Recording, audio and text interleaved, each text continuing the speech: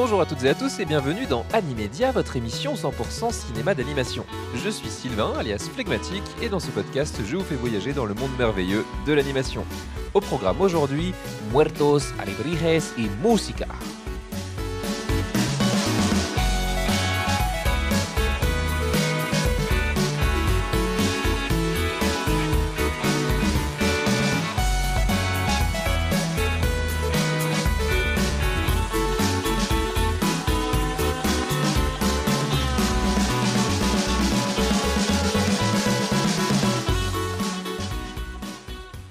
Hola familia! Nous sommes le mercredi 29 octobre et vous savez ce que ça veut dire? Eh bien que dans 2 jours c'est Halloween bien sûr! Et pour marquer le coup, eh bien j'avais envie de vous parler d'un film qui fait peur.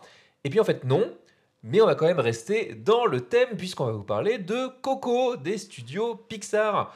Et si je vous dis on, c'est parce que je ne suis pas tout seul, mais je suis accompagné d'Amélie. Bonjour Amélie, comment ça va? Salut Sylvain, ça va et toi? Bah ouais, ça va super. Merci d'être venu. J'avais beaucoup de route. Voilà. C'était quand même loin. C'était quand même loin. Voilà. Mais merci beaucoup pour l'invitation et ce deuxième passage dans Animédia. Je suis très honorée d'être là. Mais oui, tu fais bien de le rappeler, puisque si vous êtes un auditeur fidèle d'Animédia, vous connaissez Amélie, puisque tu étais déjà venue, c'était en février, déjà comme le temps passe, à l'occasion de l'épisode 20, on avait parlé de Ratatouille. Donc c'est un peu notre rendez-vous Pixar. C'est ça, on a biannuel. décidé un peu de rebaptiser et de parler de tous les Pixar. Donc on continue dans la même veine. Ouais, c'est ça, on a un petit peu de chemin, mais à raison de 2 par an, on y sera dans une quinzaine d'années. Voilà. Super. Donc si Animédia est toujours là dans 15 ans, tant mieux, on en sera peut-être à l'épisode 360 cette fois. On a quand même un lien, toi et moi, avec Halloween. Enfin, on aime bien ce qui fait peur quand même. On aime bien ce qui fait peur. D'ailleurs, est-ce que Halloween, c'est ta fête préférée ou pas? Eh bien ça, c'est une excellente question. Je sais pas, parce que bizarrement, bon, j'aime bien les films d'horreur un peu comme toi, mais j'avais pas trop l'habitude de fêter Halloween. Enfin, c'est quand même un truc où, quand on était enfant, ça se faisait pas tant que ça finalement d'aller toquer aux portes, de se déguiser, etc. Enfin, c'était pas ce qu'on voyait non plus dans les films américains, donc je l'ai jamais fait. Mais après, j'aime bien l'ambiance. Et en fait, je l'aime de plus en plus. Je pense que c'est plutôt ça.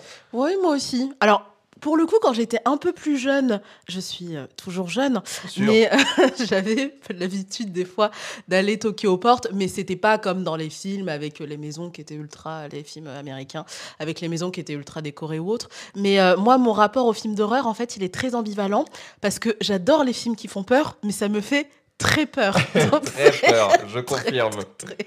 Donc je hurle, je bouge, je me lève, je crie. Enfin, vraiment, c'est un spectacle. Ça se vit. Ça se vit. Voilà, il faut le vivre. D'ailleurs, un de nos premiers rendez-vous, c'était au cinéma pour un film d'horreur. C'était ça 2.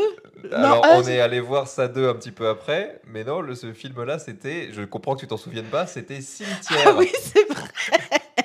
En fait, tu m'as fait très peur parce que j'ai cru que tu allais parler de Mister Babadook. Ah oui, non, il y a aussi Non, mais l'anecdote ça, avec Mr. Babadook. faut rester un peu plus loin. On vous racontera l'anecdote Voilà, plus tard. on le garde pour la suite de l'émission. Mais bon, bref, on aime beaucoup. On aime les choses qui font peur. Voilà, on aime beaucoup Halloween, on aime beaucoup se faire peur. On en a vu quand même beaucoup de daubes, il faut le Oui. dire aussi. Beaucoup de navets sur Netflix. Voilà, exactement. Et là, finalement, au départ, on était parti pour de rester un petit peu dans la thématique horrifique. Je mets des guillemets parce qu'on reste dans le cinéma d'animation. Et on vous garde ça en recommandation pour la fin de l'épisode. Mais là, donc, on va vous parler de Coco qui, pour le coup, fait pas du tout peur, mais qui reste quand même dans la thématique, puisqu'on est... Enfin, il y a plein de squelettes partout quand même. Oui, Et, mais ça va, ils sont plutôt, ça va, ils sont plutôt ils sont mignons. plutôt gentils. Donc, avant d'attaquer le podcast à proprement parler, je vais vous rappeler la structure de cet épisode. On va le critiquer ensemble, en discuter. Ce qui nous plaît globalement, c'est un film qu'on aime bien, voire qu'on aime beaucoup.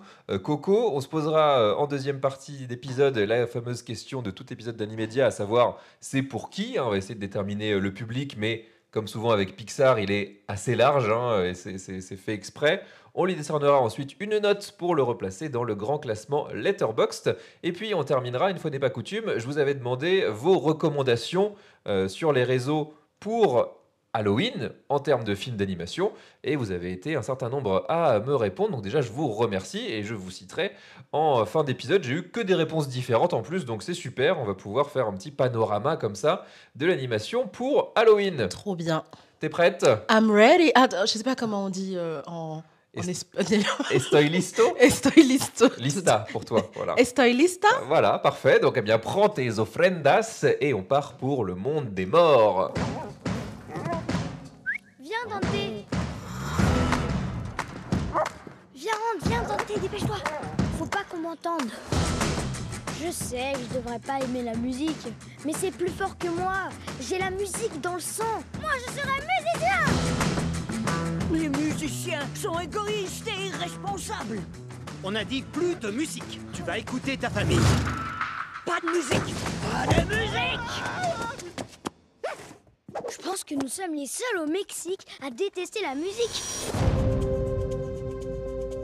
Dia de los Muertos a commencé. Ce soir, on reste en famille. Tes ancêtres seront toujours là pour te guider. Si seulement quelqu'un pouvait m'aider à accomplir mon rêve.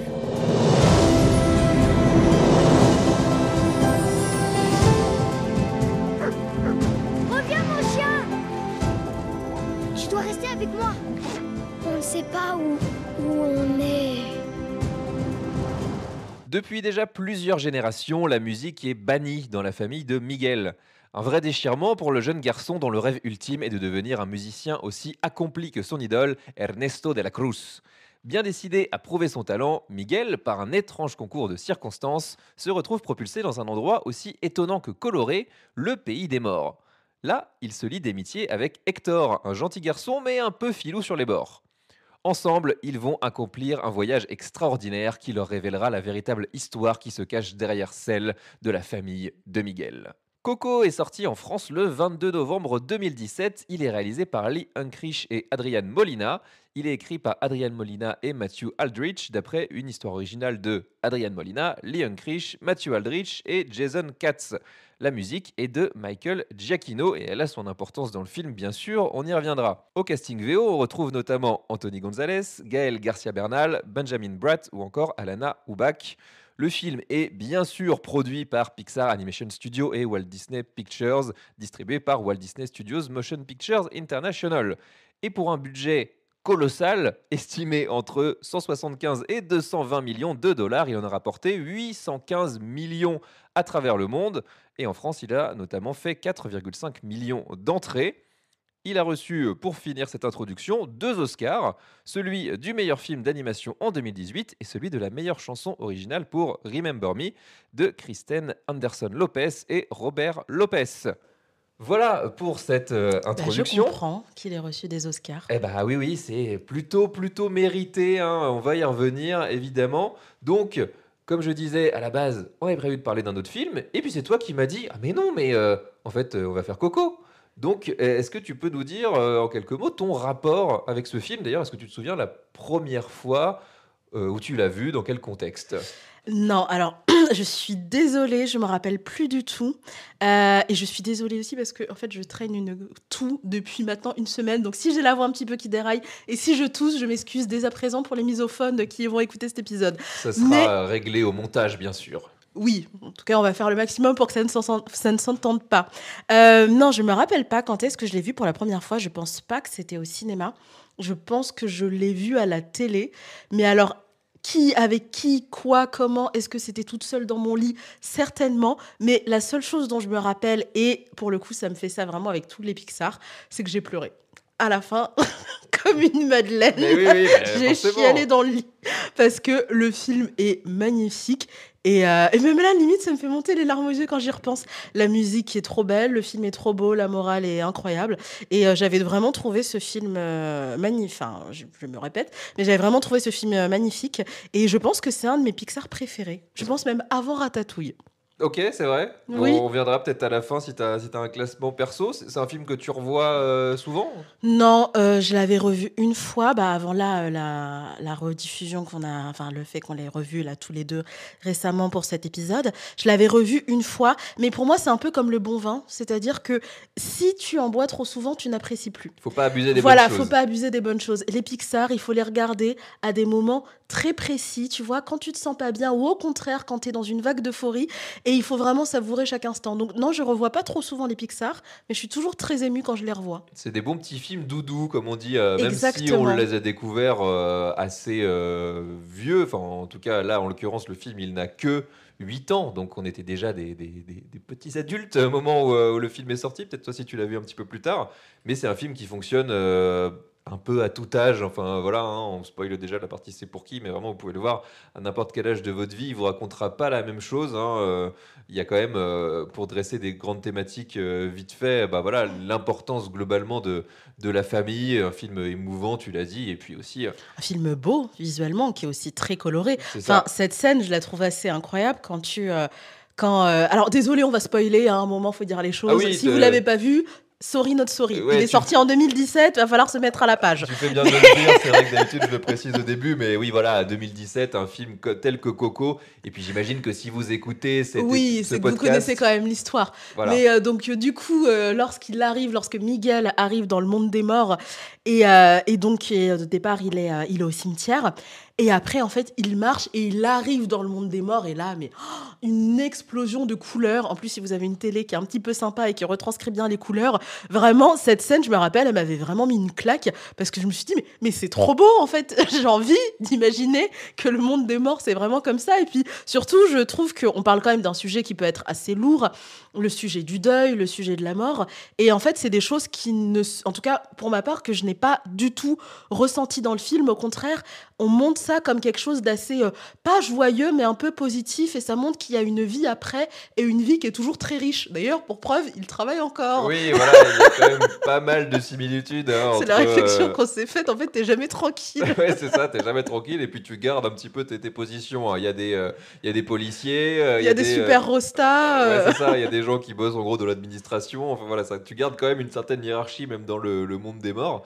Et c'est vrai que bah, c'est super coloré. Et bah, peut-être, du coup, tu parlais un petit peu de ça, de la thématique. Pourquoi est-ce que bah, c'est un super film d'Halloween et pourquoi ça nous montre quelque chose de différent? Bah, tout simplement parce que c'est un point de vue culturel différent d'une autre, Mm. hein. Voilà, on n'est pas mexicain, ni toi ni moi, on n'est pas natif. Pour ceux qui ne savaient pas. Voilà, au cas où, hein, Alors, voilà. tout à l'heure, je t'ai entendu faire un très bel accent, donc je me suis dit peut-être qu'il...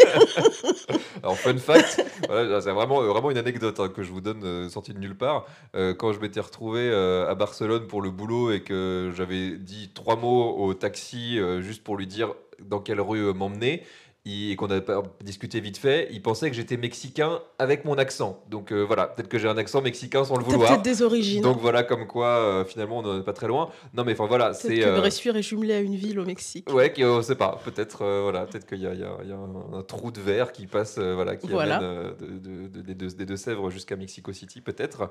Mais voilà, c'est donc un point de vue forcément culturellement d'une autre. Et donc, film d'Halloween, pourquoi? Parce que ça se passe pendant le Dia de los Muertos, donc le jour des morts au Mexique, qui correspond plus ou moins à notre Toussaint à nous.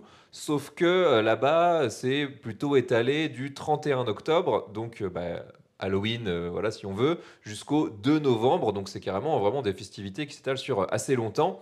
Et donc le 2 novembre, c'est ce qu'on voit dans le film, c'est le jour où les Mexicains vont dans les cimetières, ils posent des pétales de fleurs au sol, ils allument des bougies et ils guident les morts vers les tombes. C'est ce qui se passe dans le film, hein. Justement, Mm. ils traversent le royaume des morts pour rejoindre leur famille. Et parce que l'idée, c'est de rendre ça hyper festif, comme tu l'as dit. On nettoie les tombes, on apporte des offrandes, c'est les ofrendas qu'il y a dans le film, notamment des fleurs pour bah, voilà, fleurir les tombes, égayer un petit peu tout ça, mais aussi de la nourriture. Et souvent, on essaye de se rappeler, on fait en sorte que la nourriture, ce soit les plats préférés des ancêtres qui nous ont Ok. quittés, dans l'idée que, bah, voilà, quitte à les accueillir, à les faire venir, autant leur offrir quelque chose qu'ils aiment. Et puis, bah, en fait, les familles se retrouvent comme ça, sur les tombes, à manger, à potentiellement jouer de la musique. Et puis, l'idée, c'est de faire en sorte de discuter avec les morts, en gros, de leur raconter ce qui s'est passé pendant l'année, et voilà, de faire une journée comme ça, hyper festive. Donc, je sais pas si toi, tu l'as fait, ou peut-être nos auditeurs l'ont fait probablement. En France, c'est quand même La un autre Toussaint, c'est délire. moins joyeux. Je dirais, on a aussi, nous, traditionnellement, une période où on honore les morts, mais on ne fait pas de nourriture. On va, oui, un peu fleurir les tombes, mais c'est quand même On apporte des moins chrysanthèmes, qui Voilà, sont on vraiment apporte des des chrysanthèmes. plantes très très précises. Pas les plus moches, mais pas non plus les plus C'est pas les plus colorés, hein, voilà. Et puis, l'ambiance n'est pas la même. Voilà, tu fais ça, et puis tu t'éternises pas, et tu repars. Et puis bon, voilà, on arrive en octobre. C'est le moment en plus où on change d'heure, donc il fait nuit très Il vite, fait il nuit, fait gris. il fait froid. Voilà, donc on n'est pas du tout dans le même délire. Et c'est vrai que là, c'est vraiment l'idée, tu l'as dit, de montrer un autre versant beaucoup plus coloré et festif. Alors, on s'est posé la question, est-ce que c'est de l'appropriation culturelle quand c'est Disney, Pixar qui fait ça? Ouf, question Vaste sujet, bien sûr. Vaste sujet, question très complexe. J'aurais tendance à dire que oui, qu'il y a une partie d'appropriation culturelle, et je pense que sans être naïf, Disney connaît aussi son public, et que quand il fait des films, je pense qu'il cherche vraiment à cibler un type de population en particulier, et qu'effectivement l'Amérique du Sud, c'est peut-être pas une partie où ils avaient vraiment fait de films dessus, donc ils se sont dit tiens, comment est-ce qu'on peut attirer cette population-là. Là récemment il y a eu Encanto aussi. Oui, c'est vrai. Côté Disney, ouais. Mais avant Encanto, je ne sais pas s'il y en avait eu beaucoup, mais peut-être que les Disney puristes vont dire oh là là, mon Dieu, mais quelle aberration, s'il y avait eu tel film. Non, mais là, comme ça, il n'y en a pas qui me viennent en tout cas en tête. Principalement des adaptations de vieux contes européens, quoi. Donc, il y a quand même de l'opportunisme. Il y a une partie, oui, d'appropriation culturelle, j'imagine, parce que de base, Disney, c'est quand même une entreprise, une firme très, très américaine, voilà, très ancrée aux États-Unis.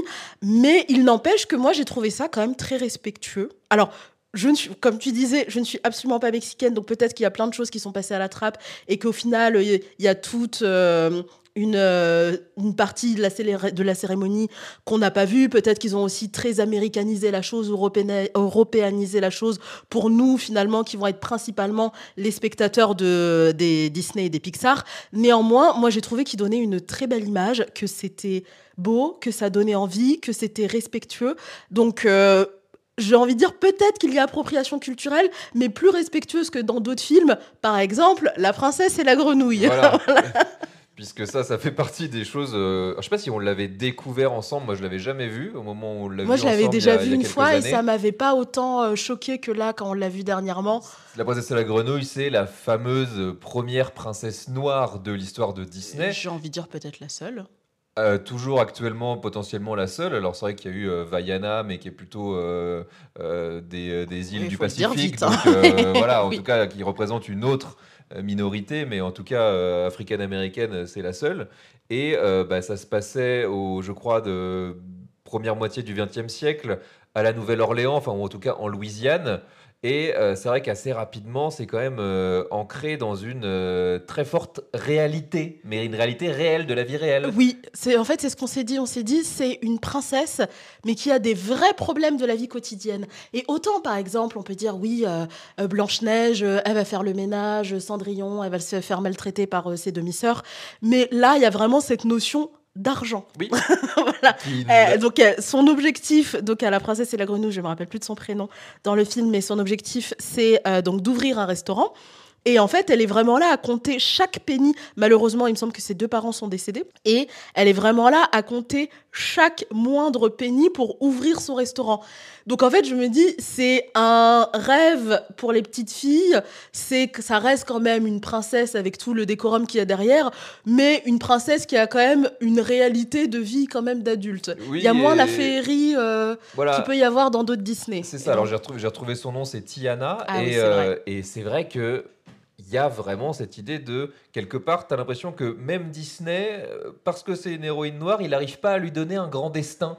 Il lui dit non, mais bon, toi, tu vas ouvrir ton restaurant. Non, toi, tu vas avoir des petits rêves. Et puis, c'est déjà pas si mal. Hein. Voilà. Et c'est vrai qu'en fait, c'est assez étonnant de voir ça. Alors, à côté de ça, ça respecte la structure du conte. Hein. Il y a des animaux. De toute façon, elle se retrouve transformée en grenouille. Le méchant, il est très méchant. Il utilise oui, il y a le des vaudou, belles etc. musiques, des musiques entraînantes. Mais thématiquement, c'est vrai que c'est un peu bizarre et ça fait un peu tâche, enfin, surtout quand tu le compares aux Bah, autres. tu compares en plus à des héroïnes ultra badass, par exemple Mulan.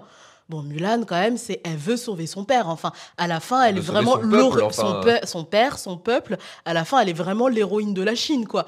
Là, Tiana, c'est très mignon, mais à la fin, elle a ouvert son resto. Enfin, Et c'est en plus. avec toutes les difficultés que ça peut engendrer derrière, on est bien d'accord. Hein. Mais c'est trop réel. Et c'est 10 ans après Mulan, donc voilà, il y a quand même l'idée d'un certain retour en arrière. Enfin voilà, c'était quand même. C'est ça. Donc, un- ça nous avait un petit peu, effectivement, choqués. Et Voilà. là, moi, j'ai pas du tout eu ça avec Miguel et avec Coco, parce que j'ai trouvé que, au contraire, enfin, il y avait aussi toute une féerie. L'idée, c'est quand même qu'il retrouve il retrouve ses origines. On parle aussi beaucoup de la notion de la famille. Bien sûr.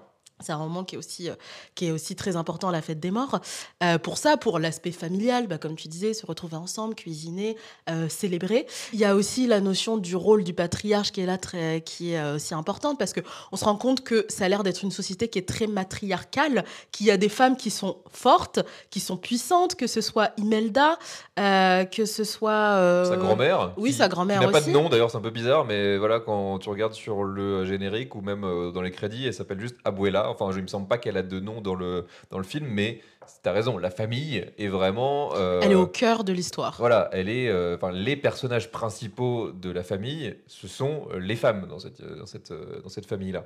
Peut-être pour finir un peu, en tout cas avant d'enchaîner, pourquoi je parlais d'appropriation culturelle, pourquoi je te posais la question, parce qu'il y a eu quand même quelques petites polémiques autour du film, mais Ce serait pas un vrai bon Disney s'il n'y avait pas eu une polémique. voilà, en amont quand même pas mal de la sortie. Enfin, il y en a une avant, il y en a une après. La première, c'est que au moment de la production du film, le nom Coco n'était pas encore fixé, et en 2013, Disney a essayé de déposer la marque Dia de los Muertos, donc qui est quand même bon. C'est comme s'ils essayaient de déposer Noël ou la Toussaint, enfin ou en tout cas ou une fête qui était encore une fois Une étrangère fête à leur très populaire. voilà, dans un pays étranger. Donc, forcément, pas dingue, hein, un bon gros shitstorm. Il y a quand même pas mal de Mexicains, de Latinos qui sont un peu insurgés contre ça, quoi, qui n'ont pas trop compris. Donc, ils ont fait une pétition sur change.org qui a eu, je crois, plus de 20 000 signatures. Une semaine après, Pixar a abandonné cette idée de déposer la marque, mais ils se sont justifiés derrière en disant que, oui, mais en fait, c'était le nom provisoire du film. Et c'était en gros pour pas qu'ils se le fassent piquer ou je sais pas quoi. Mais c'était peut-être pas très malin de Oui, leur enfin, part. tu dis, c'est comme si tu voulais déposer le mot Toussaint, quand même. Voilà. Donc. Ça a une signification qui est bien plus forte que le film seulement. Donc, c'est quand Évidemment. même très maladroit de leur part. Donc voilà, Ou encore une fois, très opportuniste. Grosse maladresse, on va expliquer ça comme ça pour être gentil. Ça s'est passé après. Et puis ensuite, il y a quand même eu quelque chose qui est revenu comme ça, c'est le fait que le personnage de Coco, donc l'arrière-grand-mère de Miguel, Non, arrière-grand-mère de Miguel. voilà, est quand même très fortement inspiré, en tout cas visuellement, de quelqu'un qui a vraiment existé, qui s'appelle María de la Salud Ramírez Caballero. Et je vous mettrai peut-être le nom en description, mais si vous allez vous taper son nom, et forcément il y a eu des photos, en tout cas des images mises l'une à côté de l'autre, la ressemblance elle est quand même hyper frappante.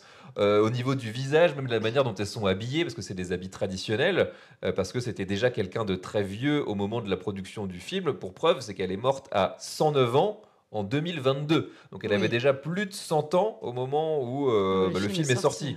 Et ça, peut dire c'est pas très grave, enfin on a le droit de s'inspirer de personnages existants ou d'aller faire des recherches dans des villages pour prendre des photos, pour prendre des références visuelles, sauf que ni Disney ni Pixar n'ont vraiment reconnu qu'ils s'étaient inspirés de ce personnage-là, qui est devenu quand même assez célèbre, et son village est devenu quand même assez célèbre après coup. Et au moment de sa mort, forcément c'était la Coco du film, hein, donc ça, voilà, c'est encore une fois pas dingue, on sait pas trop pourquoi. Mais moi, je connaissais pas du tout cette histoire. Alors, moi non plus, j'ai vraiment découvert en faisant les recherches pour le film. Là, c'est en lisant un peu quand t'as préparé, en lisant les quelques notes, que j'ai été voir donc qui était cette Maria. Et oui, effectivement, la ressemblance est frappante, et même au niveau des cheveux, en fait, elles ont toutes les deux des tresses. Donc il est évident qu'ils se sont fortement inspirés. Non, ils n'ont pas pu l'inventer. Quand même. Donc pas ouf, hein, pas mais au petit final, carton jaune quand même. Enfin, j'ai envie de dire, est-ce que c'est si grave que ça? Il vaut mieux peut-être qu'il se soit inspiré d'une dame qui elle-même était mexicaine plutôt que d'une random américaine ou suédoise qui n'aurait eu absolument rien à voir avec l'histoire. Non, mais bien sûr. Et je pense que l'idée, encore une fois, elle est bonne. Et comme tu l'as dit, ça fait partie du côté respectueux. C'est juste, bon, autant, quitte à faire oui, autant de l'assumer. autant faire la démarche jusqu'au bout. C'est pas, tu vois, tout le monde part d'influence. Ouais, mais tu comprends, après, il y a des ayants droit et tout. Ah oui, il faut lui refiler de l'argent. Faut leur donner de l'argent, sur des c'est générations et des compliqué. générations. Ouais. Mais bon, quand même, pour contrebalancer ça, ou je sais pas si c'est pour contrebalancer, mais pour en tout cas montrer un petit peu patte blanche. Au départ, c'était quand même Lee Unkrich, donc le réalisateur de Toy Story 3, hein, excellent film, excellent Pixar, qui était sur le projet. Et c'est lui qui a eu cette idée-là et qui l'a fait mûrir ensuite. Et ils l'ont adjoint, comme c'est quasiment tout le temps le cas chez Pixar, un co-réalisateur qui lui venait faire son premier film, qui est donc Adrian Molina, et qui pour le coup est un réalisateur américain-mexicain, qui a les deux backgrounds culturels. Et d'une manière générale, le casting est 100% latino, alors pas 100% mexicain, mais 100% latino. Et bon, ça se sent quand vous regardez le film en VO. Tout le monde parle avec un accent. Quand ils parlent espagnol, ça fait vrai, hein, parce que c'est leur Oui. langue natale. Puis c'est pas un accent qui est ridicule. Non. Enfin, tu y crois quand tu pas forcé quand du tu tout. écoutes, c'est ça. Donc, on a quelque chose, mine de rien, qui est, oui, assez ancré dans, en tout cas, une certaine réalité culturelle. Enfin, voilà, on y croit, tout simplement. Et Non, et globalement, c'est aussi moi ce que j'aime bien avec les Disney et les Pixar de façon générale, c'est que je trouve qu'il y a un vrai travail de recherche. C'est pas bâclé, et même au-delà aussi de toute la partie un peu opportuniste que je disais au début, il n'empêche qu'il y a, je considère, un vrai respect pour les œuvres. Et qu'ils ne font pas juste ça, histoire de dire, bon, voilà, on a fait un film qui va faire plaisir aux Mexicains, on va quand même juste s'intéresser aussi à leur culture, on va prendre une fête qui est emblématique pour eux, et on va la respecter, et on va les valoriser, et ça va passer aussi par les musiques. Par exemple, je pense au Roi Lion, où les musiques sont absolument incroyables, alors qu'ils auraient pu faire totalement quelque chose de bâclé et se dire juste, on va faire un film qui va plaire à 90% des gens. Et c'est ça aussi quand même que j'aime bien avec Disney, c'est qu'ils font, et attention, hein, c'est pas du tout pour dire, oh mon Dieu, c'est une entreprise incroyable, mais c'est juste que j'ai l'impression que contrairement à d'autres studios, ils font quand même cet effort de recherche et de prendre des vraies personnes qui ont un intérêt pour les œuvres qu'ils créent. Et puis, il y a aussi une partie, un petit peu clichouille, mais ça fait partie du jeu aussi. Et on a parlé de Ratatouille. et on aime bien Ratatouille. Et on est français. Donc, même s'il y a des... Alors, même ce s'il y a n'est pas des- une ratatouille. Même s'il y a des erreurs et des raccourcis factuels, et qu'effectivement, le plat, C'est un en tian. l'occurrence, n'est pas une ratatouille. Bon, il y a quand même, voilà, on essaye de prendre des jalons culturels qui vont qui vont marquer. Et on est clairement dans cet univers-là. Et voilà, quitte à y aller, autant Oui. le faire à fond. Voilà. C'est vrai que même pour Ratatouille, alors allez écouter l'épisode 20, mais il montre quand même une très belle image de Paris. Enfin, mais après ça, moi Oui. j'étais là en mode, oh, mon Dieu, mais c'est incroyable. Même s'il y a des rats partout, Oui, c'est Paris. les rats sont mignons. Donc finalement, ça aide à les humaniser. Voilà, tout à fait. Donc, on revient quand même à Coco. Pourquoi est-ce que c'est un film, toi, personnellement, qui te touche et qui te marque autant? Tu as commencé à en parler un petit peu, mais si tu pouvais développer. Alors, la première fois que je l'ai vu, je pense que je m'étais pas posé autant de questions. J'étais un peu restée en surface. Et là, en le revoyant pour qu'on puisse préparer cet épisode, finalement, j'ai cherché un peu une morale. Parce que ce que je me suis dit, c'est que lorsqu'on avait vu Ratatouille, on s'était dit, mais en fait, Ratatouille, c'est un super film de développement personnel. Et l'histoire la morale, c'est de dire... tout est possible, et même si tu es un rat, tu peux devenir un grand chef cuisinier. Et finalement, c'est ce qui arrive à Rémi à la fin. Et là, j'ai trouvé aussi qu'il y avait quand même une belle morale. C'était vraiment le passage à la vie adulte. Parce qu'en fait, on sent que Miguel, qui est quand même un adolescent, il a envie de s'extraire de la vie de ses parents parce qu'il a envie de suivre son propre chemin. Lui, il est fan de musique et il se rend bien compte que là, s'il fait rien, pour les 30 prochaines années, il va faire des chaussures. Voilà, je sais pas si on l'a dit, hein, mais le point de départ du film, je sais plus si je le dis dans le résumé, mais vraiment, c'est cordonnier D'arrière-grand-père. Voilà, depuis en 3 ou 4 générations. Enfin, et lui, on lui dit clairement, D'ailleurs, c'est l'un des débuts du film. Tiens, prends ton tablier et hop, c'est bon, t'es un adulte, tu vas pouvoir travailler avec nous, quoi. Oui, je revois cette scène où il y a beaucoup d'émotions, où ils lui disent tu vas pouvoir travailler avec nous pour Yes. commencer à faire tes premières chaussures. Et puis aussi, en fait, sa famille déteste la musique parce que justement, l'arrière-grand-mère Imelda s'est retrouvée seule parce que son compagnon est parti pour aller jouer de la musique un petit peu partout sur toutes les routes et du coup, elle s'est retrouvée seule avec une Et famille. il n'est jamais revenu, Et il l'enfoiré. n'est jamais revenu. Enfin, Il est descendu pour acheter des clopes et voilà. voilà, et c'est un petit peu l'idée. Il lui a dit je vais suivre ma propre voie en solo, et puis basta, et il est parti. Donc Miguel, lui, il est passionné par la musique et il a vraiment envie d'en faire son métier, sauf qu'il va falloir qu'il s'oppose à sa famille et qu'il leur fasse comprendre que maintenant, malgré tout, même si ça reste un adolescent, qu'il est quand même en âge de prendre ses propres décisions et qu'il veut casser une tradition familiale. Et en fait, là où on pourrait se dire finalement, juste il fait une énorme crise d'ado et il se rebelle, parce qu'il y a quand même un petit peu ce côté crise d'ado là, il y a aussi le côté comment est-ce que finalement tu arrives à t'imposer face à ta famille, face à des carcans, face à des décisions qu'on a prises pour toi et où t'as pas forcément eu ton mot à dire, et comment est-ce que malgré tout ça arrive à renforcer aussi tes liens avec ta famille sans pour autant finalement tout casser. Enfin moi j'ai un peu vu comme ça, et donc la morale pour moi c'était aussi de dire il faut prenez votre destin en main, ne vous laissez pas dicter, et en fait, en assumant ça, vous allez peut-être avoir des relations encore plus fortes avec votre famille. Mais peut-être que ça part un peu trop loin, donc dis-moi Non, ce que t'en mais penses. il y a aussi de ça, c'est-à-dire qu'il y a quand même l'idée il est obligé de se cacher. Donc Oui. il cache une part de lui-même. Et en fait, ce que ses parents, sa famille, d'une manière générale, ne le connaissent pas vraiment parce que Connaissent une facette de lui qui il, finalement est totalement incomplète. c'est ça, il l'empêche d'être lui-même. Donc lui, il a envie de ça, il a envie de s'émanciper. Moi, j'y vois aussi une certaine rupture contre le déterminisme social, hein, même si là, il est imposé par la famille et par ces matriarches qui veulent imposer leur propre vision. Et puis, comme tu l'as dit, aller au bout de ses rêves. Il y a finalement un parallèle à faire entre Ratatouille et Coco pour ça, hein. C'est dans l'idée de si t'en as envie, fais-le jusqu'au bout. Mais là, avec il y avait aussi ça d'ailleurs chez Rémi qui, Oui, c'est vrai qu'il s'opposait aussi à sa famille, oui, à son père. parce que son père notamment voulait le reléguer, en tout cas le cantonner à ce Un qu'il était, voleur. et ne voulait pas voir qu'il pouvait être plus. Là, c'est un peu la même chose. Être cordonnier, c'est très bien, mais c'est peut-être un peu limité. Lui, il se voit quand même faire C'est autre très chose. bien, mais c'est pas pour lui. Lui, c'est un artiste. Exactement. Voilà. Et surtout, ce que je retiens aussi, c'est que là où peut-être pour certaines familles, ça pourrait totalement briser les liens, le fait qu'il décide de prendre sa propre voie, là, au contraire, en fait, ça le renforce. Et même c'est sa famille qui, à la fin, va le soutenir. Et c'est aussi pour ça que moi, cette scène me fait à chaque fois pleurer. C'est vraiment de les voir tous ensemble, donc de voir les personnes qui sont mortes. Malheureusement, son arrière-grand-mère, on voit qu'elle est aussi morte.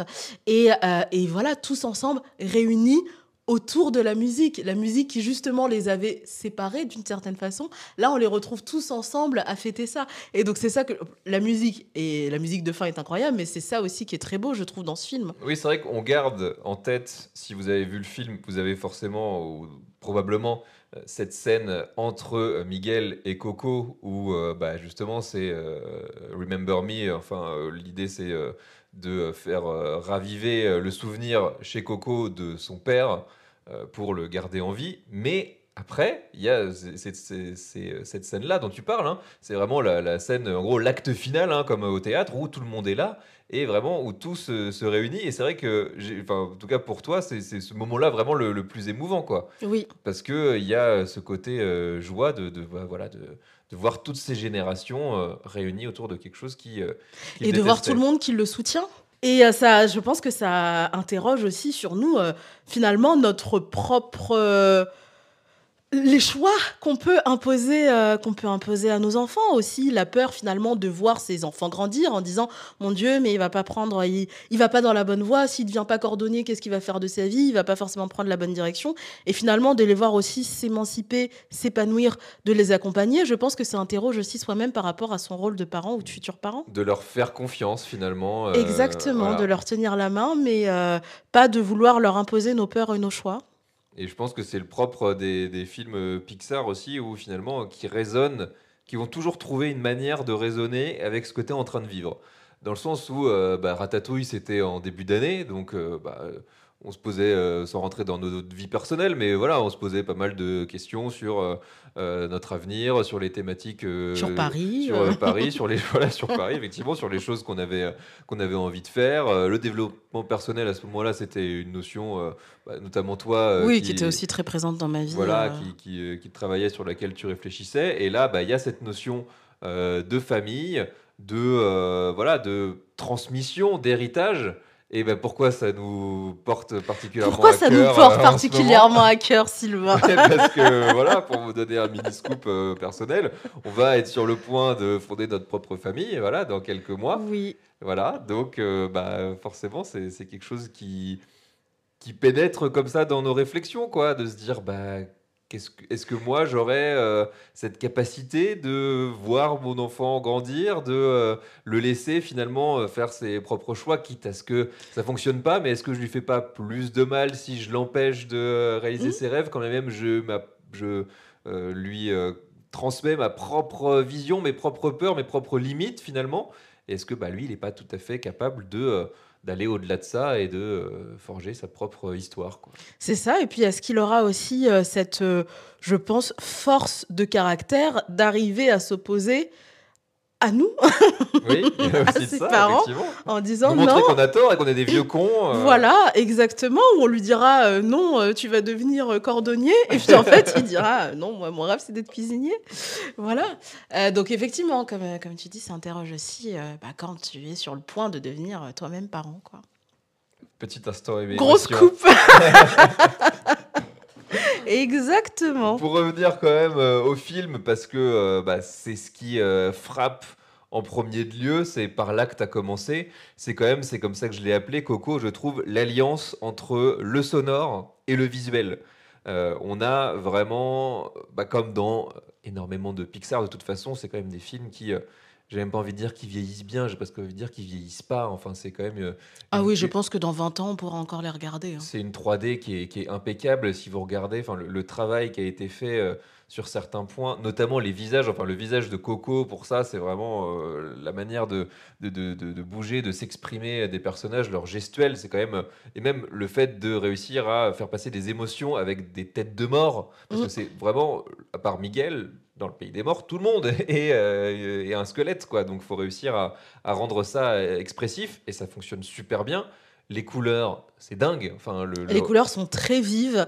Oui, j'ai l'impression de redire ce qu'on a déjà dit, mais les couleurs sont très vives, c'est très coloré et c'est très beau. Enfin, c'est très harmonieux comme film. Et à tous les niveaux. Et c'est vrai que ça fait un parallèle assez, assez étonnant entre un des films que j'ai chroniqué dernièrement, qui est Les Noces funèbres, où c'est pas aussi marqué, mais quand même, on a vraiment ce contraste entre le monde des morts et le monde des vivants, où le monde des morts est à chaque fois l'endroit le plus lumineux, coloré, vivant finalement.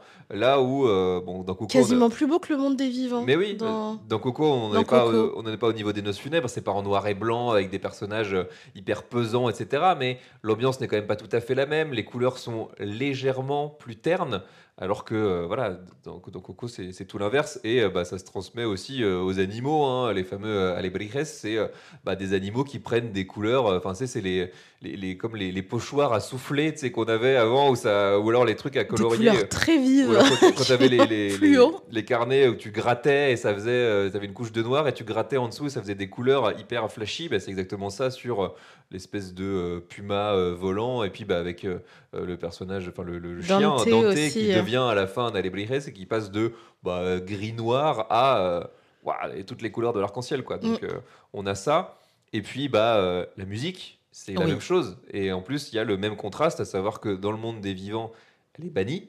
Elle est bannie dans la famille, mais tellement bannie que la matriarche, dès qu'il y a quelqu'un qui passe dans la rue et qui fait de la musique, elle va aller les foutre dehors. Même où il y a un mariachi qu'on voit sur la place, mais bah, il est pas en train de jouer. Enfin, on sent que C'est vrai que dans le monde des vivants, alors après, on passe très peu de temps dans le monde des vivants, oui, mais il y a assez peu de musique, là où dans le monde des morts, il y a toujours en fait de la musique en sous-main, parce que même il y a aussi tout un concours de musique qu'il fait, parce qu'en fait, lui, il veut rejoindre Ernesto de la Cruz, qui pense être son arrière-grand-père. Et en fait, il y a toujours de la musique en fait, en fil conducteur. Le fil conducteur de ce film, c'est vraiment ça, c'est la musique. bah, là, la différence, c'est que dans le monde des morts, vraiment, De la Cruz, il est au centre de ce monde-là parce que ce soir-là, le soir de la fête des morts, la soirée, là où ça se passe, c'est chez lui, quoi. C'est vraiment, ça prend une place énorme dans la ville et d'ailleurs, on le voit Mm. au concert à la fin. T'as l'impression que tout le monde est là, T'as hein, l'impression qu'il a rempli le zénith. Ouais, c'est ça, c'est vraiment. Donc voilà, c'est la superstar de ce monde-là. Alors tu peux dire que ça l'était aussi à l'époque chez les vivants, mais il est quand même dans des films en noir et blanc. Il y a un côté un peu vieillot, etc. Alors que là, il est encore au centre de l'attention et bon, on va se rendre compte Oui, que certes, c'est un imposteur, mais en tout cas, un ça imposteur qui sait faire la fête. voilà, qui sait organiser des bêtes de soirée. Hein, voilà. Exactement. Mais aussi ce que tu disais par rapport aux têtes de mort, et ça je l'avais pas du tout vu lors de mes premiers visionnages. Là je me suis rendu compte qu'il y avait des têtes de mort partout.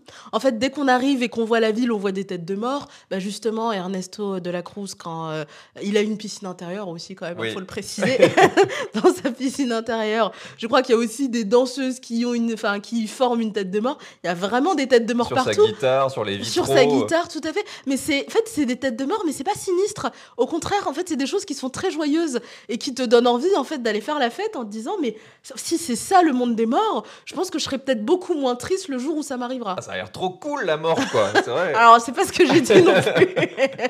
Même s'il y a quand même, bon, voilà. Mais ça te fait relativiser, en tout cas, peut-être la place de la mort. Mais oui, parce que ça fait partie de la vie, mais en tout cas, En fait, c'est une suite, c'est ça. c'est vraiment la continuité. Et d'ailleurs, bah, on le voit dans l'univers du film, tu te retrouves dans le monde des morts à l'âge auquel tu es mort. Enfin, ça paraît Oui. bête, mais enfin, si tu meurs jeune, c'est vrai Tu que- vois une enfant à un c'est moment, vrai qu'à un moment, tu vois une enfant et Oh, tu te dis, oh cool, c'est mignon. Après, tu te dis, ah oui, mais ça veut dire qu'elle est morte jeune. qu'elle est morte donc, quand même très ouais. très jeune. Mais Ouais. bon, finalement, elle reste accompagnée de sa mère quand même. Mais il y a voilà, cette idée de montrer que ça fait partie bah, d'une continuité et qu'en plus, on peut continuer à aller retrouver bah, ses descendants par la suite et que finalement, la véritable mort, c'est l'oubli. C'est ça. C'est le moment où bah, plus personne ne se souvient de toi, plus personne ne va mettre dans le monde du film ta photo sur ta tombe au moment de la fête des morts. Et ça, c'est un vrai moment émouvant, un autre moment très émotionnel du film. Ce moment où ils vont voir ce personnage qui donne à Miguel sa guitare et qui, lui, bah, est dans un quartier, vraiment dans les bas-fonds, où on comprend que ce sont bah, les gens Les oubliés. les gens qui ne sont plus rien pour personne. Et c'est Mm. vrai que bah, dit comme ça, c'est hyper triste. Et voilà, c'est vraiment le pire qui peut t'arriver, c'est pas de mourir, C'est qu'on t'oublie. c'est qu'on t'oublie. Et c'est aussi bah, encore un beau message, enfin, dans l'idée de transmission, de devoir de mémoire Oui, au en sein de la fait, famille. finalement toujours continuer à parler de, enfin, comme tu disais aussi la famille, de toujours en fait continuer à parler des morts. Et c'est pas parce qu'ils sont plus là avec nous qu'il faut en faire un sujet tabou et faire comme s'ils avaient jamais existé. Mais au contraire, ce qu'il faut faire, c'est entretenir leur mémoire, parce que en entretenant leur mémoire, c'est ça qui leur permet justement de pouvoir passer dans le monde de vivants et puis de pouvoir continuer d'avoir une vie dans le monde des morts. Donc en fait, de dire la mort, c'est pas une fin, c'est juste une étape vers quelque chose d'autre qui arrivera le plus tard possible, j'espère, pour chacun d'entre nous. Mais en tout cas, ne pas voir ça comme simplement quelque chose de lugubre et de sinistre, et comme si, en fait, la vie s'arrêtait là. Peut-être que si, la vie s'arrête là, mais l'existence, en tout cas, l'existence de façon plus globale s'arrête là. Et puis surtout, c'est en partant à la recherche de ce qu'il pensait de son arrière-arrière-grand-père que finalement Miguel arrive à bah, écrire son avenir. Parce que c'est en faisant cette recherche-là dans le passé bah, qu'il met fin à toutes ses croyances familiales, qu'il découvre que bah, de base, son véritable arrière-arrière-grand-père, il avait prévu de revenir parce qu'il aimait sa famille et qu'il avait besoin de cette connexion-là, que même en étant bah, trop loin d'eux, il dépérissait en quelque sorte. Et finalement, bah, c'est ça qui lui a bah, coûté la vie pour le coup. Mais c'est voilà, c'est le fait de se plonger dans le passé qui permet de voir le présent et le futur sous un autre angle. Oui, et de ressouder la famille, hein. Finalement, cette famille qui était éclatée parce qu'il manquait un membre de la famille, bah, c'est Miguel qui va le retrouver et qui va permettre de ressouder tout le monde. Et c'est quoi, finalement? C'est la musique. Voilà. Mais moi aussi, ce film, ça m'a donné envie de... Bah, ça permet aussi de voir la famille sous un autre aspect et de se dire, ça donne aussi envie de partager des moments en famille. Donc, que ce soit la sienne ou d'autres. Mais voilà, ça... il y a aussi cet aspect-là, je trouve. Tu as envie, après, d'aller déguster un grand banquet avec toute ta famille. Mais oui, tu as envie de te retrouver à plein et de faire des grandes fêtes. Et juste pour le resituer un petit peu, j'en ai déjà parlé dans l'introduction, mais la musique, donc, elle est de Michael Giacchino, qui est un habitué du studio Pixar, hein. Il avait déjà fait la musique de Ratatouille, qu'on adore. Et il a fait aussi Les Indestructibles, là-haut, vice-versa, enfin que des bandes-sons qui sont exceptionnelles, avec en plus à chaque fois toutes dans leur genre, vraiment hyper différentes, et il arrive à s'adapter à ça, Giacchino. C'est quand même assez dingue. Et en plus de ça, bah, vous en avez quand même pas mal, parce que la bande-son officielle, vous avez d'abord les chansons en VO en anglais, vous avez un deuxième disque avec les chansons en VO, en tout cas en version espagnole, avec, je crois que c'est les mêmes acteurs, hein, enfin pas forcément tous, mais il y a une partie des acteurs qui rechantent. Et ensuite, vous avez le score, donc la bande originale, avec vraiment bah, voilà, la bande son en plus des musiques. Donc c'est hyper fouillé, et ça s'écoute aussi très bien hors film, quoi. Mm. Ah oui, non, mais c'est sûr. Bah, ce que j'ai été faire, moi, juste après, c'est réécouter les musiques du film. Voilà. Et c'est ce qu'on a envie de faire, écouter Michael Giacchino d'une manière générale. Est-ce que tu avais autre chose à dire sur le film, à préciser, avant qu'on passe peut-être à la suite? Non, je pense qu'on a quand même bien balayé. On a parlé un peu des thématiques, de la place quand même des femmes qui sont ultra badass, qu'il faut le dire. Ah ouais, ouais, Des carrément. animaux qui sont trop mignons, de la place aussi du deuil. Non, moi, je pense qu'on a quand même bien fait le tour du film. Et toi, du coup, si tu avais un peu une morale du film à retenir, ce serait quoi? Moi, ce serait plutôt le passage un peu de l'adolescence vers la vie d'adulte, la cohésion familiale et le fait de prendre sa propre voie. Alors, c'est peut-être, ça en fait peut-être trois. Oui, non, non, mais c'est beaucoup, mais voilà, non, moi c'est cette émancipation, quoi. Enfin, c'est l'idée de, enfin, il en faut quand même du courage pour pas se laisser abattre par bah, tout ce qui ne va pas dans ton sens, et de se dire non, mais moi c'est vraiment ça que j'ai envie de faire. Et il pourrait y avoir un peu un côté rebelle, en gros, vous me l'imposerez pas, mais lui c'est plus dans un côté positif. C'est non, non, mais regardez, je vais vous montrer, je vais vous faire comprendre que c'est ça. J'en ai besoin, il en faut, il y a pas, et c'est un peu, c'est dommage et un peu stupide de vouloir me renier ça, et d'avoir renié la musique à ce Oui, point-là. qui est une partie de moi, Et finalement. finalement, c'est à la fois, il le fait pour lui, bien sûr, mais aussi pour une espèce de prise de conscience globale de sa famille. Et en fait, c'est voilà, une émancipation vraiment hyper positive, Mais quoi. je repense à ça, c'est qu'il en faut et il faut beaucoup de courage parce que quand même, à un moment donné, il explique qu'il préfère rester dans le monde des morts plutôt que d'avoir de la bénédiction de son arrière-arrière-grand-mère pour revenir dans le monde des vivants. Mais dans le monde des vivants, il pourra plus jamais toucher à la musique. Donc en Voilà. fait, c'est vraiment la musique, tu comprends que c'est ce qui le maintient en vie. Donc il faut quand même que ce soit quelque chose qui est tellement ancré en toi, tellement puissant, tellement cette flamme qui t'anime que tu te dis je préfère mourir que de renoncer à ça. Oui, c'est vrai que finalement, il y a aussi ça dans le film, effectivement. Et pour dire à quel point voilà, là, sa passion est plus forte que tout. Donc, moralité, suivez vos rêves. Exactement. Et c'est quand même un film qui se tient très très bien. Voilà, il fonctionne voilà, d'une manière unie. Mais c'est vrai que depuis quelques temps, Pixar se met à faire des suites Ouais. à certains de ses films. On l'a vu avec Vice Versa, notamment. On a vu Vice Versa 2, même si pour le coup, ça peut se comprendre. En tout cas, on peut comprendre la logique de faire grandir le personnage de Riley, etc.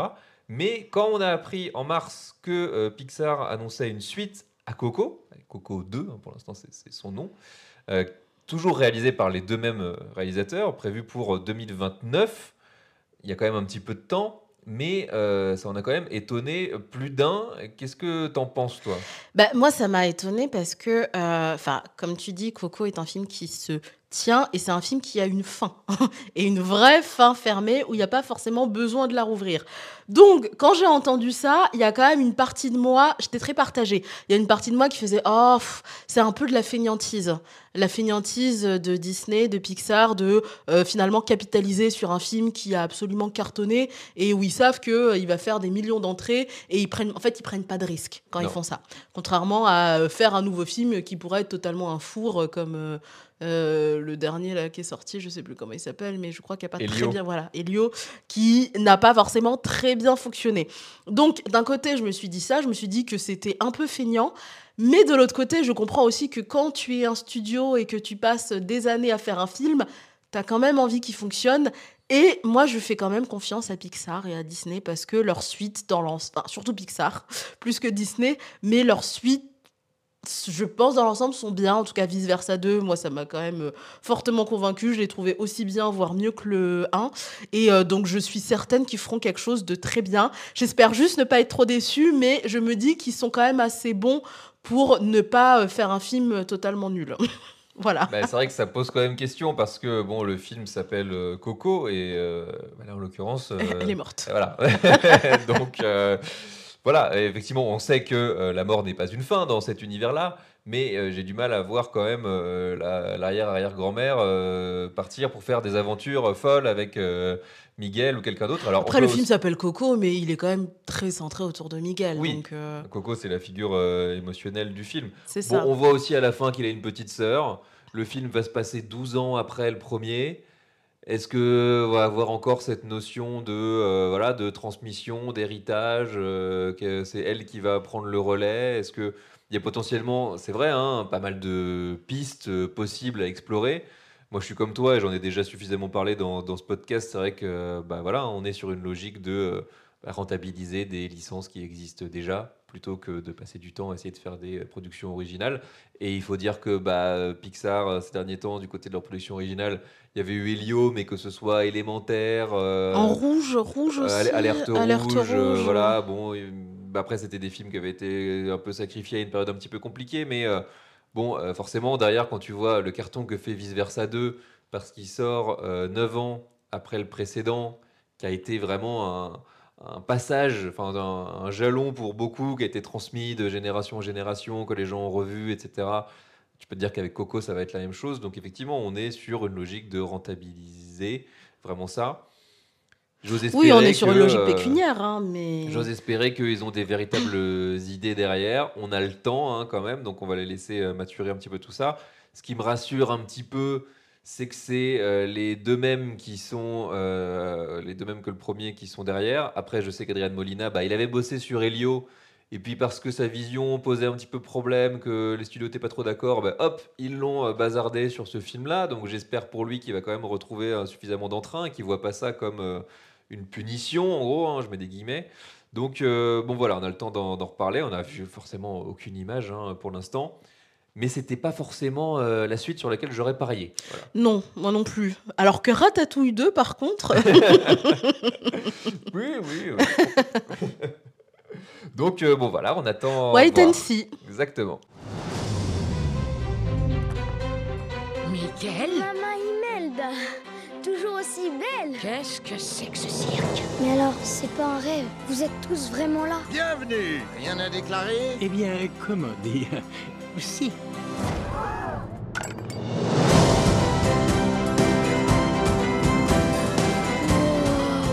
C'est l'enfant vivant. Regarde ta main. Je deviens un squelette. Tu dois rentrer chez toi avant le lever du soleil. Je vais t'aider. C'est vous? Ouais, c'est moi. Beau gosse, hein? Depuis que je suis née, il y a une chose qui fait que je me sens différent et je ne savais pas d'où ça venait. On ne peut pas renier sa véritable destinée. À toi maintenant de faire un choix.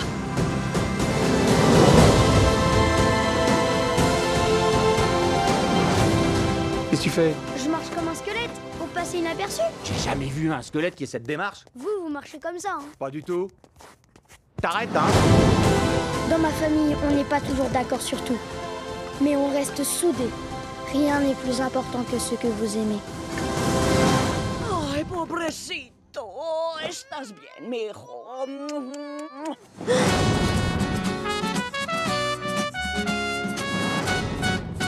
On enchaîne avec la deuxième partie de cet épisode. Bon, on va aller un petit peu plus vite. Hein. C'est pour qui, Coco? Tout le monde, de 7 à 77 ans. Exactement. Et j'ai envie de dire, même, on peut le conseiller avant 7 ans et jusqu'à 109 ans. Jusqu'à 109 ans, voilà, comme le personnage de Coco. Bah non, mais voilà, c'est trop facile. Ou voilà, chez Pixar, on a tout forcément envie de le conseiller à tout le monde. Alors après, on n'y verra pas les mêmes choses, c'est ce qu'on disait. Mais tout le monde peut le voir. Hein. Tout le monde y verra quelque chose, en tout cas. J'ai essayé de classifier ça. Hein. Pour les plus jeunes, bah, je pense qu'il y a quand même un aspect qui est assez important, une certaine ouverture d'esprit, de leur montrer, s'ils ne sont pas déjà baignés de culture latino-mexicaine, bah, de leur montrer un autre univers culturel, de leur montrer une autre façon de voir la mort, finalement. Et ça peut engendrer des discussions sur ce qu'est la mort. Et puis peut-être aider des personnes aussi à faire le deuil. Exactement. Ou même, voilà, on peut être dans une période où les grands-parents partent les uns après les autres et de dire, voilà, regarde, potentiellement, papy, mamie, voilà, il est passé de l'autre côté du pont, mais ça va bien pour lui. Hein, voilà, et il s'amuse. Oui. Il joue de la guitare, etc. Pour les ados, c'est quand même...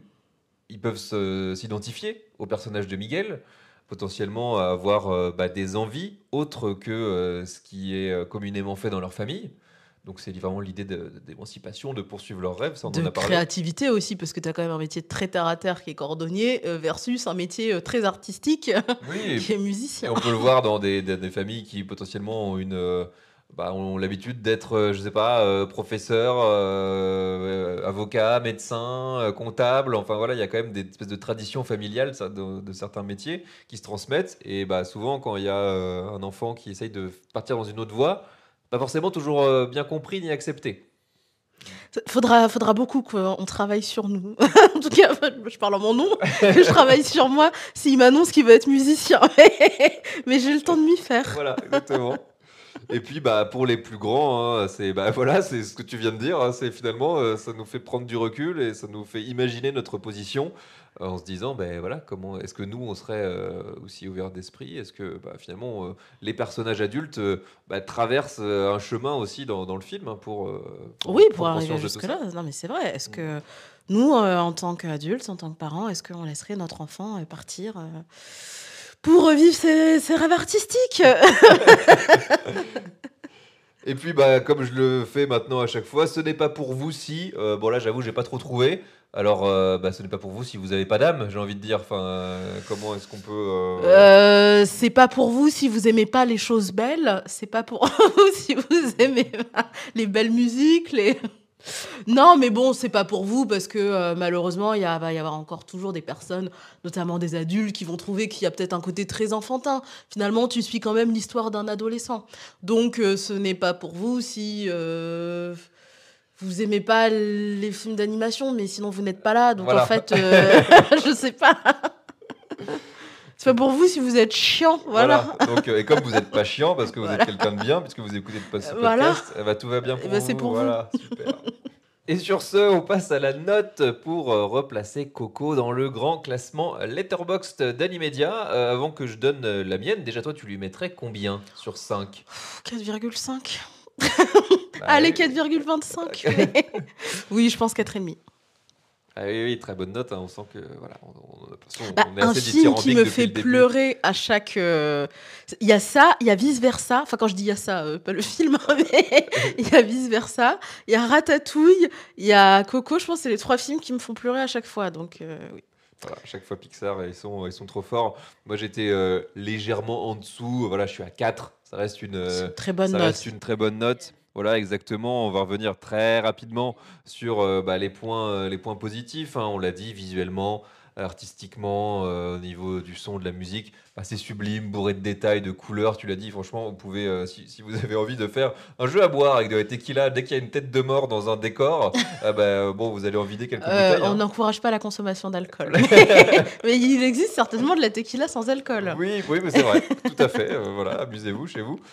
Tu l'as dit, et quand même, la fin qui fait pleurer à chaque fois, le côté vraiment, l'émotion qui fonctionne à balle dans le film. le message, les messages, d'ailleurs, tout ce qu'on peut y trouver dans le film, là encore, ça parle pour lui. L'écriture des personnages au global. Moi, j'ai mis Dante en point positif, parce que quand même, le chien débile qui fait toujours un peu n'importe quoi, qui est toujours moitié sur une jambe, qui glisse, Le vieux cabot. Ouais. Ouais, mais moi, ça me fait mal au cœur, la façon dont il vire à un moment donné. Mais non, mais Dante, et puis le chat aussi, parce que le chat, il est ultra badass. Ah ouais, grave. Hein, Pongo? Trop badass. Comme le nôtre qui est Comme à côté le de nôtre. nous, là. Voilà. Et puis, je me suis un peu creusé la tête, très honnêtement, pour trouver un point négatif, même si je lui ai pas mis la note maximale, dans le sens où j'ai pas grand-chose à reprocher en fait au film. J'en ai pas parlé dans la première partie pour pas mettre une petite note légèrement inférieure, mais je dirais qu'au final, en y réfléchissant, les personnages secondaires, il y en a quand même pas mal. Tous les membres de la famille, en dehors de Imelda qu'on voit dans le Royaume des Morts, il y en a beaucoup, on les voit pas beaucoup, et puis ils sont pas très mémorables. Enfin, on se souvient ni vraiment de leur nom, ils ont pas de spécificité, ils sont pas très écrits, quoi.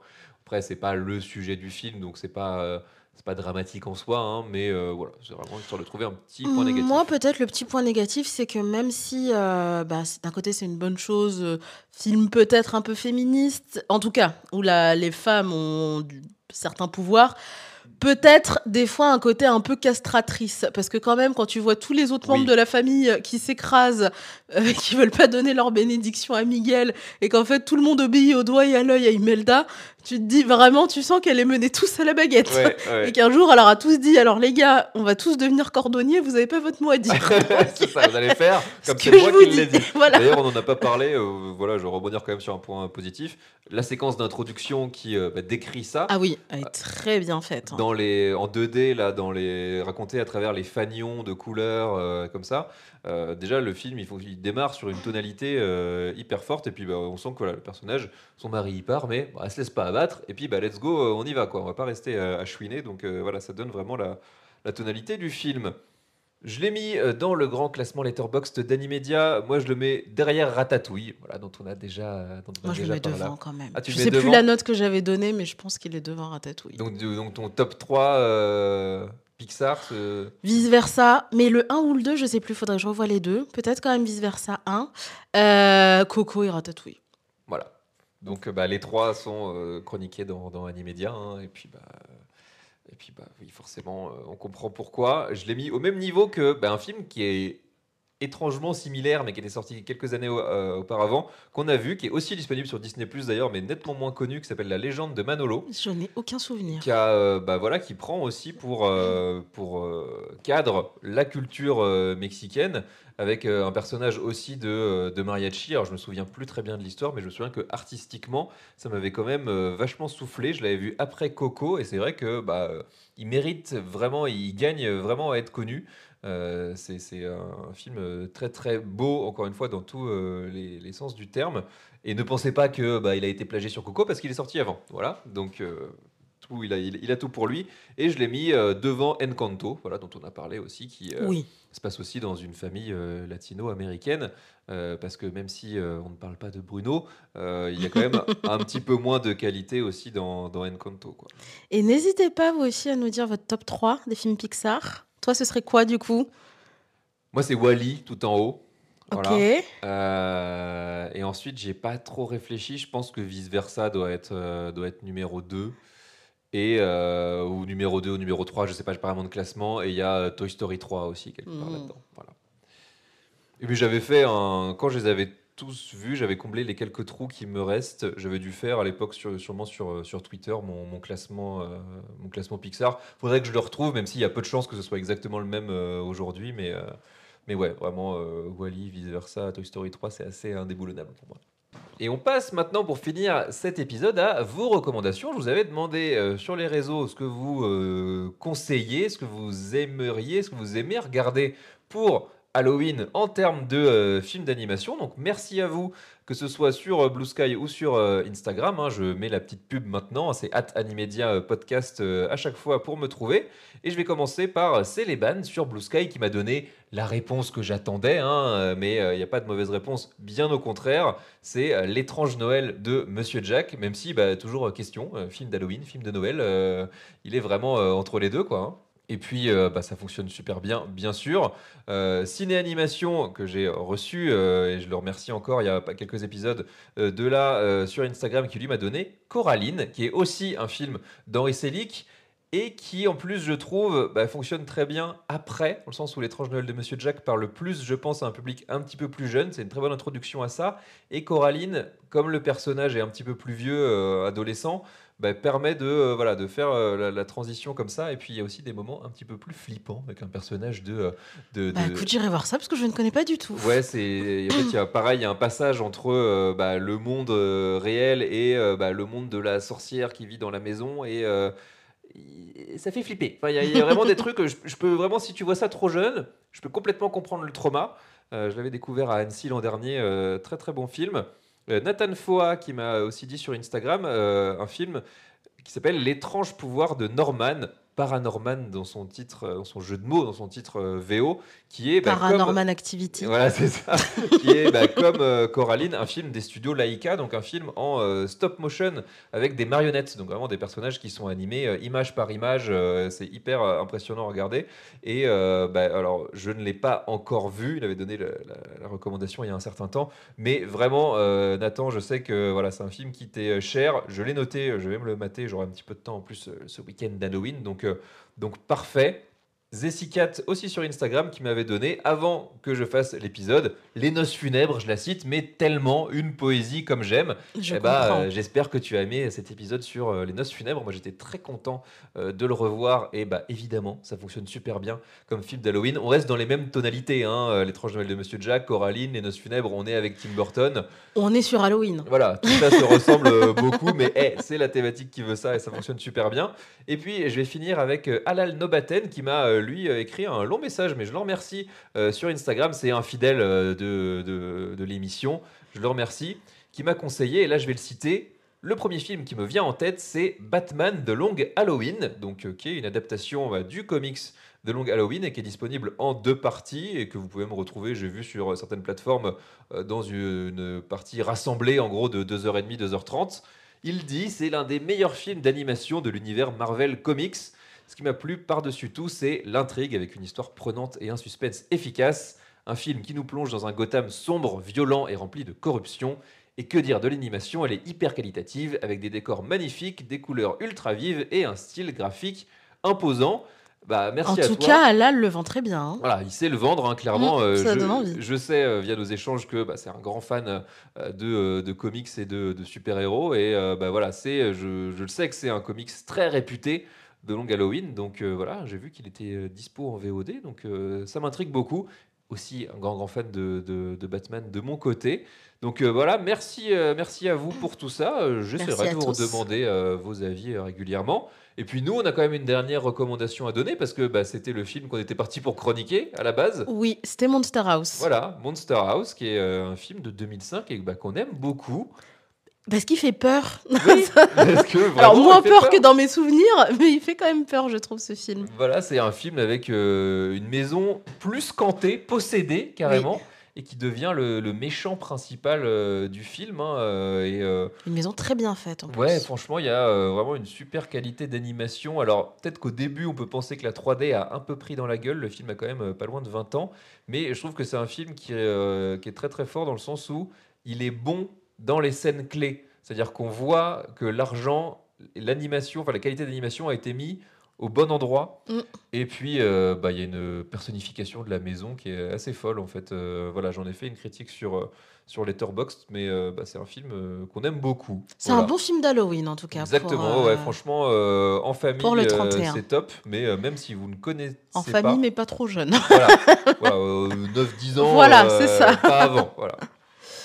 Et moi, je me rappelle une promesse qu'on a fait au début de ce podcast. On a parlé de l'anecdote avec Mister Babadook. Oui, effectivement. Tu veux finir là-dessus ? Oui, pourquoi pas. Vas-y, je te laisse raconter. Je te laisse faire. Non, mais moi, je vais l'expédier en 2 secondes, parce que, en fait, l'histoire, c'est qu'on était en train de regarder ce film. Alors, je me rappelle plus exactement de ce que raconte Mister Babadook, mais il y a une scène qui m'a fait très peur. Il y avait quelqu'un au plafond. Oui, on a l'héroïne qui est un peu figée, avec vraiment sur son lit, qui n'arrive plus à bouger. Et on a son point de vue où elle fixe le plafond. Oui, et voilà. Et on aperçoit quelque chose au plafond. Et en fait, je ne sais pas trop par inadvertance comment ça s'est passé, mais je me suis mis un coup de poing à ce moment-là tellement j'ai eu peur de cette scène où on voit, où j'ai dû hurler. Je me suis mis un coup de poing et j'ai saigné du nez après pendant... C'est pour vous dire à quel point ça peut être violent quand je regarde un film. C'est violent et on les vit vraiment à fond. Hein, donc là, Coco, il n'y a rien eu de tout ça, mais vous pouvez vous imaginer. Et Monster House, je crois que... Non, ça allait, non, Monster House. Mais voilà, donc j'arrive même à m'auto-frapper devant des films d'horreur. Donc on espère que vous allez passer un excellent Halloween. Oui. On sait que c'est quelque chose qui nous échappe un petit peu, mais ce sont les vacances de la Toussaint, justement. Donc peut-être que vous êtes partis en famille. Qui nous échappe pour l'instant. Voilà, vous allez profiter de ce week-end pour éventuellement vous retrouver en manger famille, des bonbons, faire une super soirée ou aller... Aller manger des piñatas, j'allais manger des piñatas, pas du tout, c'est pas ça. Non, manger des quesadillas sur la tombe de vos ancêtres. Voilà, pourquoi tout pas. à fait, pourquoi pas. Et puis sur ce, on va vous laisser, en tout cas. On va conclure tranquillement ce podcast que vous pouvez retrouver bien sûr toutes les plateformes d'écoute de votre choix, Spotify, Apple Podcasts, Deezer, Podcast Addict et YouTube. Pas de calendrier des sorties d'ailleurs pour cet épisode parce que n'y a pas de sortie d'animation ce 29 octobre, mais on se retrouvera très vite. Puis voilà, laissez-moi un commentaire, abonnez-vous et puis laissez-moi des petites étoiles si vous avez aimé cet épisode. Important. Merci beaucoup. Merci à toi pour l'invitation. C'était toujours un plaisir, c'était très agréable. C'est toujours un plaisir. Merci. Cette blague ne vieillira jamais. On s'en lasse pas.